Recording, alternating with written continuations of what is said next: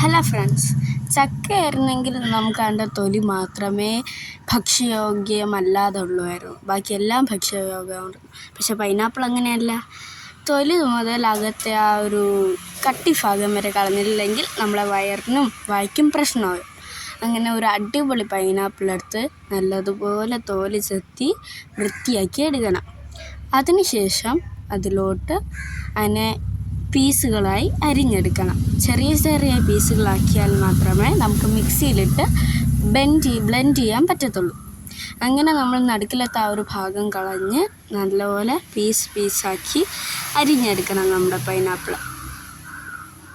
അങ്ങനെ പീസാക്കി അരിഞ്ഞിരിക്കുന്ന പൈനാപ്പിളിനെ ഒരു അടിപൊളി മിക്സിയിലിട്ട് അരച്ച് നുറുക്കി അങ്ങ് എടുക്കണം കേട്ടോ.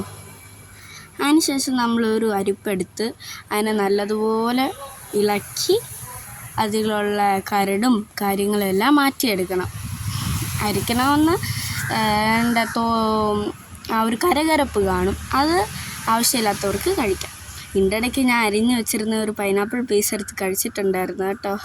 അമ്മയുടെ നിന്ന് നല്ല വഴക്കും കിട്ടിയിട്ടുണ്ടായിരുന്നു. പക്ഷെ കുറച്ച് പുളി ഉണ്ടായിരുന്നെങ്കിലും അടിപൊളിയായിരുന്നു, നല്ല മധുരമായിരുന്നു. അങ്ങനെ നമ്മുടെ പൈനാപ്പിൾ ജ്യൂസ് ഇവിടെ റെഡി ആയിട്ടുണ്ട്. അതിനെ ഗ്ലാസ്സുകളാക്കി ഒഴിച്ച് എൻ്റെ ഒരു ഷോർട്ട് വീഡിയോ ഇഷ്ടപ്പെട്ടെങ്കിൽ സബ്സ്ക്രൈബ് ചെയ്യാൻ മറക്കല്ലേ കൂട്ടുകാരെ.